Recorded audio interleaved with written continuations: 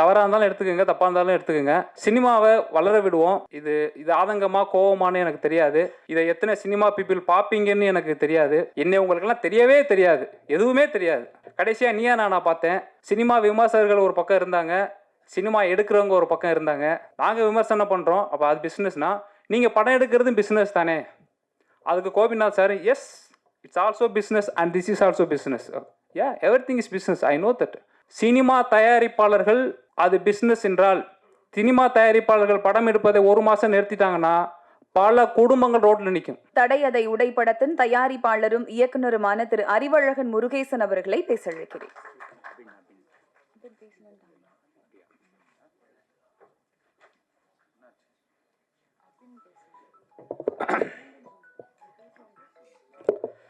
So எல்லாருக்கும் வணக்கம். கேட்குறவங்க கேட்காதவங்க பேசிக்கிட்டு இருக்கவங்க எல்லாருக்கும் வணக்கம்.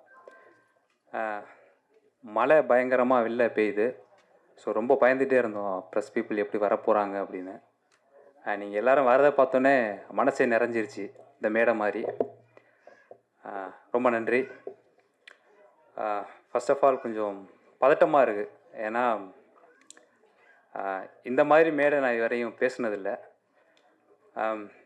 இயக்குனர் தயாரிப்பாளர் அப்படிங்கிற 2 பொறுப்பில் இருக்கிறதுனால நான் மட்டும் கொஞ்சம் நேரம் அதிகமாக பேசலான்னு சொன்னாங்க. பயந்துடாதீங்க, முடிச்சிட்றேன். யாரும் பயப்பட வேணாம். டக் டக் டக்குன்னு பேசி முடிச்சிட்றேன். டக் டக் இல்லை, பேசுகிறத வேகமாக பேசிடுறேன். ஸோ ஃபஸ்ட்டு நான் நிறையா பேருக்கு நன்றி சொல்லிக்கிறேன். அதை நீ அவங்கள்ட்ட வாட்ஸ்அப்பில் வீட்டில் சொல்லிக்கலாம், ஏன்டா இங்கே வந்து சொல்கிறேன்னு கோவப்படாதீங்க. இங்கே சொல்கிற நன்றி தான் கொஞ்சம் அவங்களுக்கு பெருமை சேர்க்கும். ஏன்னா ரத்தம் வர வரையும் கஷ்டப்பட்டுருக்காங்க. இங்கே எல்லாம் சிரிச்சுட்டு உட்காந்துருக்கோம், உள்ளுக்குள்ளே ரொம்ப வலி இருக்குது, அவ்வளோ கஷ்டங்கள் இருக்குது. இதெல்லாம் சினிமாக்காகன்னு சொல்லும் பொழுது அட வலிச்சா வலிக்கிட்டு விடுறா, படம் நல்லா இருக்கட்டும் அப்படின்னு. ஸோ ஃபர்ஸ்ட் ஆஃப் ஆல் அப்பா அம்மாவுக்கு நன்றி. என் ஊரை சுற்றிய எங்கள் படப்பிடிப்பை நடத்த அனுமதி கொடுத்த எல்லாருக்கும் மிகப்பெரிய நன்றி. என்னுடைய நண்பர்களுக்கு நன்றி. அந்த உழைப்பெல்லாம் எப்படி சொல்கிறேனே எனக்கு தெரில, மிகப்பெரிய நன்றி. அடுத்து என்னுடைய நடிகர்கள். ஒரு மனைவி ஒரு கணவனை எப்படியெல்லாம் கொடுமைப்படுத்துவாங்களோ அந்த விட அதிகமாக கொடுமைப்படுத்தியிருக்கேன். 12 மணி தூங்கிட்டு இருப்பாங்க, ஃபோன் பண்ணி நாளைக்கு ஒரே ஒரு ஷூட்டுக்கு வந்துட்டு போங்க, என்ன அப்படின்னா திரும்பிட்டு போங்க அப்படிம்பேன். அதுக்கு நான் அங்கேயே திரும்பிட்டு போயிருப்பேன் அப்படின்னு. ஸோ ஒரு பயம்தான், ஃபஸ்ட் டைம் படம் எடுக்கிறோம், யாரும் பார்த்துட்டு நல்லா இல்லைன்னு சொல்லிடக்கூடாது. ஸோ திரும்ப திரும்ப ஷூட் பண்ணலாம். நான் ஏன் இதை இங்கே ரிஜிஸ்டர் பண்ணுறேன் அப்படின்னா, சரி இப்படிலாம் ஷூட் பண்ணால் அந்த படம் எப்படி இருக்கும், ஸோ அதை நீங்கள் இமேஜின் பண்ணி பார்த்தா அவங்களுக்கு படம் பார்க்க பிடிக்கும். ஸோ எல்லா நடிகர்களுக்கும் என்னுடைய மிகப்பெரிய நன்றிகளை நான் இந்த இடத்துல சொல்லிக்கிறேன். நடிக்கிறது சாதாரண விஷயம் இல்லை. எடுத்துகிட்டே இருக்கோம். காலைல 5 மணிக்கு ஆரம்பித்தோம், 6, 7, ஈவினிங் 6, 7, நைட்டு 11, 2, 3. எங்கள் அப்பா ஷூட்டிங் ஸ்பாட்லேயே இருப்பார். ஃபஸ்ட் இப்படி இருந்தார், அப்புறம் மல்லாக்க கிடந்தார். எங்கடா எங்கள் அப்பா அப்படின்னா படுத்துட்டாரு அப்படின்னு. விடிய காலம் 9 மணிக்கு எழுந்தார். அப்போது விவசாயம் பண்ணுறத விட சினிமா எடுக்கிறது பெரிய கஷ்டமாக இருக்குது. சினிமா எடுக்கிறதே எவ்வளோ கஷ்டமாக இருக்குன்னா 36 மணி நேரமாக நின்று நடிச்சிட்டே இருக்காங்க, அவங்களுக்கு எவ்வளோ கஷ்டமாக இருக்கும். விவசாயத்தை விட அதிக கஷ்டம் சினிமா எடுப்பதும் சினிமாவில் நடிப்பதும். ஸோ அவங்க எல்லாரையும் நான் ரொம்ப வணங்குறேன். எல்லாருக்கும் ரொம்ப நன்றி. அடுத்து இந்த விழாவிற்கு சிறப்பு விருந்தினராக வந்திருக்கும் நடிகர் அருள்தாஸ் அண்ணன், அவங்களுக்கு மிகப்பெரிய நன்றிண்ணே. முன்ன பின்ன பழக்கம் இருக்கவங்களே கூப்பிட்டா கொஞ்சம் வேலை இருக்குன்னு சொல்லிடுவாங்க. 4 மணிக்கு தான் நாங்கள் போய் கேட்டோம், படத்தையே நான் பார்க்கல, என்ன பேசுது அப்படின்னாங்க. இல்லை ட்ரைலர் பாட்டு போடுறோம், அதில் கண்டிப்பாக உங்களுக்கு கான்செப்ட் தெரிஞ்சிடும் அப்படின்னு சொன்னோம். அண்ணே ப்ரொஃபஷ்னலாக நல்லா எடுத்து சொன்னாங்க, மிக்க நன்றி. சம்பாரிச்சிட்டு வந்து பணத்தை போட்டதுக்கு திட்டுனீங்க, அதுக்கு ரொம்ப நன்றிண்ணே. ஏன்னா ஊரே திட்டிகிட்டு தான் இருக்குது, பழகிருச்சு. எப்படியாவது ஜெயிச்சிடலான்னு ஒரு நம்பிக்கை தான், கண்டிப்பாக ஜெயிச்சிருவோம் சார். ஏன் நீ எப்படி ஜெயிப்ப, என்ன பண்ணுவ, நீ சினிமாவிலே இருந்ததே கிடையாது, நீ மவுஸ் பிடிச்சவன், நீ கேமரா பிடிக்கிற, நீ ஸ்கிரிப்ட் எழுதுகிற, நீ படம் எடுத்து என்னென்னமோ பண்ணுறவங்கலாம் தோத்துடுறாங்க, நீ எப்படி ஜெயிப்ப அப்படின்னு அடிக்கடி எங்கள் அப்பா என்கிட்ட கேட்பாரு. எங்கள் அம்மா அழுதுகிட்டே கேட்பாங்க, என் ஃப்ரெண்ட்ஸ் கேட்பாங்க. எனக்கு தோணுன ஒரே ஒரு பதில், 2 பேர் நான் நம்புகிற 2 பேர், மக்கள் இன்னொன்று பத்திரிகையாளர், மக்கள் இன்னொன்று பத்திரிகையாளர், மக்கள் பத்திரிகையாளர், மக்கள் இதே தான் எல்லார்ட்டையும் சொல்லிகிட்டு இருக்கேன். அட விடுங்க பார்த்துக்குவோம், ப்ரெஸ் பீப்புள் இருக்காங்க. ஏன்னா நல்ல படம் தானே எடுத்திருக்கோம், அதை ஏன் அவங்க சொல்லாமல் எப்படி போயிடுவாங்க அப்படின்னு. நிராகரிக்கிற மக்கள் ஓகே, நம்ம ஒன்றும் பண்ண முடியாது. ஆனால் நல்ல படத்தை கண்டிப்பாக பத்திரிக்கையாளர்கள் நல்லபடியாக கொண்டு போய் சேர்ப்பீங்க அப்படிங்கிற 100% நம்பிக்கை இப்போ இருக்குது, எப்போவுமே இருக்கும். அதான் செஞ்சுக்கிட்டு இருக்கீங்க. நன்றி. நீங்கள் படம் பாருங்கள், உங்களுக்கு என்ன தோணுதோ என் படத்தை பற்றி எழுதுங்க. கண்டிப்பாக நீங்கள் நல்லா தான் எழுத முடியும், நல்லா எடுத்திருக்கோம். அடுத்ததாக சிறப்பு விருந்தினர் சத்யன் சரவணன் சாருக்கு நன்றி. படம் கான்செப்ட் பார்த்துட்டு நல்லா இருக்குன்னு சொன்னாங்க. அவங்களும் ஒரு படம் எடுக்குன்னு சொன்னோன்னே எனக்கு ரொம்ப பெருமையாக இருந்துச்சு. Okay, so here there is a stimulation for another people, they have to do what I did. So thanks sir. Next Balakrishnan sir, இவ்வளோ கைண்டாக ஒரு புது பர்சனை பார்த்து பேசுவாங்க, ஹெல்ப் பண்ணுவாங்க, வருவான்னு கண்டிப்பாக எதிர்பார்க்கல. ரொம்ப நன்றி சார். உங்கள் திருக்குறள் யூடியூப்பில் பார்த்தேன், அதை யாரும் மிஸ் பண்ணாதீங்க. ஒரு சின்ன ரிக்வஸ்ட்டு தான். என் வயசு பையன் திருக்குறளை பார்த்துட்டு நல்லா இருக்குன்னு சொல்கிறேன்னா படம் எப்படி இருக்குன்னு பார்த்துக்கோங்க. அப்போ எனக்கு 80 கேட்காதீங்க, 34 வயசு தான். நல்ல படம். அடுத்து நடிகர்கள் நாகராஜன், பாரியன், கணேஷ், அசிஸ்டன்ட் டைரக்டர் ரமேஷன் ராகதேவன். இந்த அசிஸ்டன்ட் டைரக்டர் பாவம், என்னென்னு கேட்டால் நான் ஷூட் முடிச்சுட்டு கிளம்பி போயிடுவேன். அவங்க எல்லோரும் போனதுக்கப்புறம் தான் வீட்டுக்கு போகணும். அவங்க ஃபஸ்ட்டே வந்து எல்லாத்தையும் ரெடி பண்ணிடணும். அப்போ நான் 5 மணி நேரம் தூங்கினா அவங்களுக்கு 2 மணி நேரம் கழிச்சிருங்க, 3 மணி நேரம் தான். அது மிகப்பெரிய மிகப்பெரிய நன்றி ரமேஷ் இங்கே உட்காந்துருக்காப்புல. ரமேஷ் அண்ட் ராகதேவன் உங்களுக்கு மிகப்பெரிய நன்றி. குணா, கணேஷ், மகதீர் 3 பேரும் கதை நாயர்கள், பாரியண்ணனும் கதை நாயர்கள். மிக்க நன்றி. குணா நல்ல நடிப்பு. குணா, கணேஷ் எல்லாம் நல்லா வருவீங்க. இந்த வருஷத்தோட லாஸ்ட்டு படம் உங்களுக்கு ரிலீஸ் ஆகிறது தான். இந்த வார்த்தையை நீங்கள் சொல்கிறது இதுதான் லாஸ்ட். அப்புறம் ரொம்ப பிஸியாகிடுவீங்க. குணா இது மாதிரி சொல்கிற சும்மா ஃபோன் அடிச்சுட்டு இருக்காங்க. குணா அறிவு, எனக்கு வேலை இருக்குது, நான் இங்கே படத்தில் நடிச்சிட்டு இருக்கேன், படத்தில் நடிச்சிட்டு இருக்கேன். அந்த அளவுக்கு நீங்கள் பிஸியாக வரணும். அதை நான் பார்த்து கோவப்படணும். நான் உங்களை வாழ்த்துறேன். ரொம்ப நன்றி குணா. அடுத்து சாய் சுந்தரை பற்றி நான் சொல்கிறேன். ஃபர்ஸ்ட் ஆஃப் ஆல் என்னுடைய நடிகர்கள், என்னுடைய இசையமைப்பாளர்களை பற்றி ஏன் இங்கே யாருக்காக நான் சொல்கிறேன் அப்படின்னா, மக்களுக்காக இல்லை. ஏன்னா அதை சொல்லி சிம்பதி கிரியேட் பண்ணுறதோ இல்லை அதை சொல்லி நான் அதுக்காக வரல.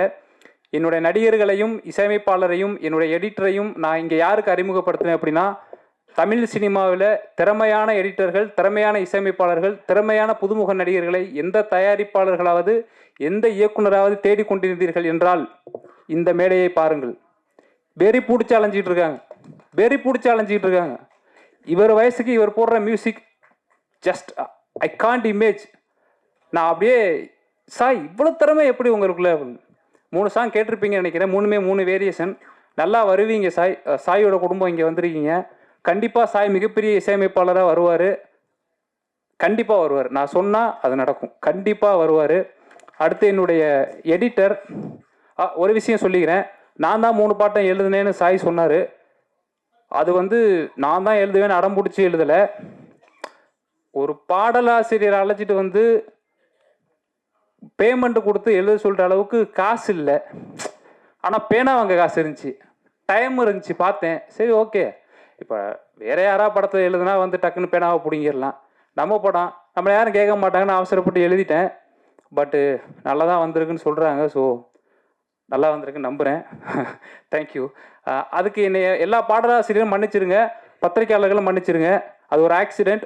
அடுத்த படம் நான் எடுத்தேன்னா அதுவும் ஒரு புது பாடலாசிரியருக்கான வாய்ப்புகளாக தான் இருக்குமே தவிர கண்டிப்பாக நான் எழுத மாட்டேன். என் வேலையை மட்டும்தான் நான் பார்ப்பேன். என்னை மன்னிச்சிருங்க. நெக்ஸ்ட் என்னுடைய எடிட்டர்.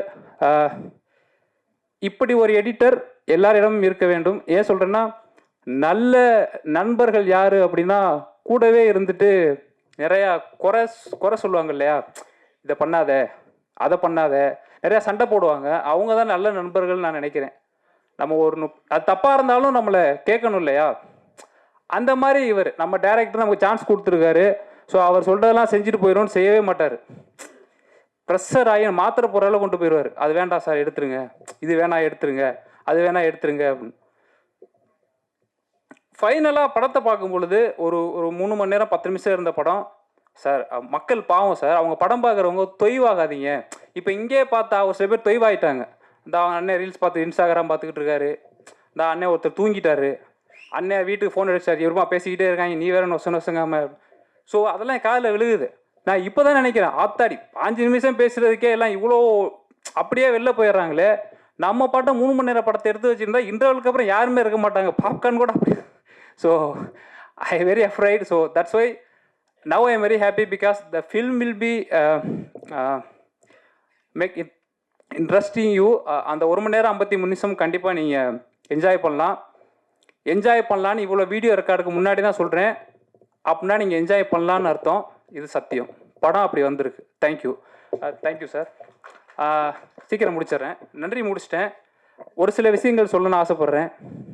இப்போ இவ்வளோ சொன்னதெல்லாம் விஷயம் இல்லைமான்னு கேட்காதீங்க, வேறு வழி இல்லை. ஆடியோ லான்ச்சுன்னு வந்தாச்சு. நான் பேச நினச்சதே பேசிடுறேன். தவறாக இருந்தாலும் எடுத்துக்கோங்க, தப்பாக இருந்தாலும் எடுத்துக்கோங்க. ஸோ ஃபஸ்ட்டு சினிமாவை வளர விடுவோம். ஒரே ஒரு விஷயத்தை மட்டும் சுட்டி காட்டி நான் அந்த இடத்துல பேசிக்கிறேன். இது ஆதங்கமாக கோவமானு எனக்கு தெரியாது. இதை எத்தனை சினிமா பீப்புள் பார்ப்பீங்கன்னு எனக்கு தெரியாது. என்னை உங்களுக்கெல்லாம் தெரியவே தெரியாது, எதுவுமே தெரியாது. ஆனால் ஒரே ஒரு விஷயம் மட்டும் இந்த இடத்துல சொல்ல விருப்பப்படுறேன். கடைசியாக நீயா நான் பார்த்தேன். சினிமா விமர்சகர்கள் ஒரு பக்கம் இருந்தாங்க, சினிமா எடுக்கிறவங்க ஒரு பக்கம் இருந்தாங்க. நல்ல கலகலப்பான ஒரு நீயா நானா. அங்கே பேசின எல்லா விஷயங்களையும் நான் 100% நான் ஏற்றுக்கிறேன். ஒரு விஷயம் எனக்கு பதில் சொல்லணும்னு தோணுச்சு. நான் சொன்னேன் எங்கள் வீட்டில், அங்கே சொல்லி என்ன பண்ணுறது, யாருக்காலையும் விழுகாது, அவன் இங்கே சொல்லினா எப்படியும் எல்லோரும் கேட்டுருவீங்க அப்படின்னு. என்னென்னா, விமர்சனம் பண்ணுறவங்க சொல்கிற வார்த்தை, அவங்களும் தொழில் தானே பண்ணுறாங்க, நாங்கள் விமர்சனம் பண்ணுறோம், அப்போ அது பிஸ்னஸ்னால் நீங்கள் படம் எடுக்கிறதும் பிஸ்னஸ் தானே. அதுக்கு Gopinath sir, S it's also business and this is also business. Every thing is business, I know that. எல்லாமே பிஸ்னஸ் தான். பணம் சம்பாதிக்க எல்லாமே பிஸ்னஸ்ன்னு சொல்லிட்டா இங்கே மாரல் கெட்டு போயிடும். There is a moral and ethics for everything. Cinema தயாரிப்பாளர்கள் அது பிஸ்னஸ் என்றால், சினிமா தயாரிப்பாளர்கள் படம் எடுப்பதை 1 மாதம் நிறுத்திட்டாங்கன்னா பல குடும்பங்கள் ரோட்டில் நிற்கும். விமர்சனம் பண்ணுறவங்க ஒரு நாள் விமர்சனம் பண்ணாமல் இருந்து பாருங்கள், ஒன்றுமே ஆகாது. அடுத்த படம் வரும் பண்ணலாம். 2 பிஸ்னஸ் ஒன்றும் கிடையாதுங்க. ஸோ அந்த கருத்தை நான் இங்கே சொல்லணும்னு நினச்சேன். சினிமாவை வாழ விடுவோம், சினிமாவை வளர விடுவோம். ஒரு புது பட ஒரு சின்ன ஒரு சின்ன டீம் நாங்கள் படம் எடுத்திருக்கோம். இந்த படம் உங்களை என்ன பண்ணும் நான் சொல்லிடுறேன். இந்த படம் உங்களை என்ன பண்ணும், கண்டிப்பாக யோசிக்க வைக்கும். எப்படின்னு கேட்டால், உங்களுடைய அன்றாட வாழ்வில் நீங்கள் டெய்லி என்ன பிரச்சனையை சந்திக்கிறீங்க, ஒருத்தர் காலையில் எழுந்துச்சி 1 ஹவர் ஆஃபீஸ் போகிறதுக்குள்ளே நீங்கள் என்ன பண்ணுறீங்களோ அதோட டச் இங்கே இருக்கும், நீங்கள் ஃபீல் பண்ணுவீங்க. அதில் நீங்கள் என்ன பண்ணணும் அப்படின்னு நீங்கள் தவறுதலான எண்ணங்களுக்கு போனீங்க அப்படின்னா, ஏன் நம்ம இப்படி பண்ணக்கூடாதுங்கிற பதில் இந்த படத்தில் இருக்குது. அன்றாட வாழ்க்கையில் நீங்கள் சந்திக்கிற தடைகளை எவ்வாறு நீங்கள் உடைக்க வேண்டும் அப்படிங்கிறது இந்த படத்தில் இருக்குது. அதனால தான் இதுக்கு தடை அதை உடைங்கிற பேர் வச்சுருக்கோம். கண்டிப்பாக மக்கள் எல்லோரும் இந்த படத்தை அக்டோபர் 31ஆம் தேதி தியேட்டரில் வந்து பாருங்கள். பத்திரிகையாளர்கள் கண்டிப்பாக படம் பார்த்துட்டு படத்தை பற்றி எழுதுங்க. ரிவ்யூவர்ஸ் கண்டிப்பாக படம் பாருங்கள். எல்லாருமே வந்து படம் பாருங்கள். நன்றி. எல்லாமே பேசிட்டு நினைக்கிறேன். யாருக்கா நன்றி சொல்ல மறந்துருந்தா என்னை மன்னிச்சிருங்க. அதுக்கு நன்றி. வணக்கம். Thank you. Sorry, Satyen Saravanan sir, sorry, I missed your name, sir. Thanks so much for coming and joining with us, sir. ரொம்ப நன்றி. நீங்கள் ஒரு கவர்மெண்ட் அஃபீஷியல்ஸ், விஷுவல் பார்த்தே நீங்கள் வந்து இம்ப்ரெஸ் ஆகிருக்கீங்க. உங்களை மாதிரி நிறைய ப்ரொடியூசர்ஸ் சினிமா கிடைக்கணும், சப்போர்ட் பண்ணுங்கள். தேங்க்யூ. Thanks every one. மன்னிச்சிருங்க, ஒரு செகண்ட் தான். போன் பிரதருக்கு நன்றி சொல்லாமல் விட்டேன். பிரதர் ரொம்ப நன்றி பிரதர். மிகப்பெரிய சப்போர்ட் எங்கள் படத்துக்கு. ரொம்ப நன்றி பிரதர். தேங்க்யூ. ஆங்கர் ஐஸ்வர்யா மேம்க்கு நன்றி. எல்லாருக்கும் நன்றி. வந்தவங்களுக்கு நன்றி. Thank you sir. ஆடியோ லான்ச்கான டைம். ஸோ மேடையில் இருக்கும் சிறப்பு விருந்தினர்கள் தடை அதை உடைப்படத்தின் ஆடியோவை வெளியிட படக்குழுவினர் இணைந்து பெற்றுக்கொள்வார்கள்.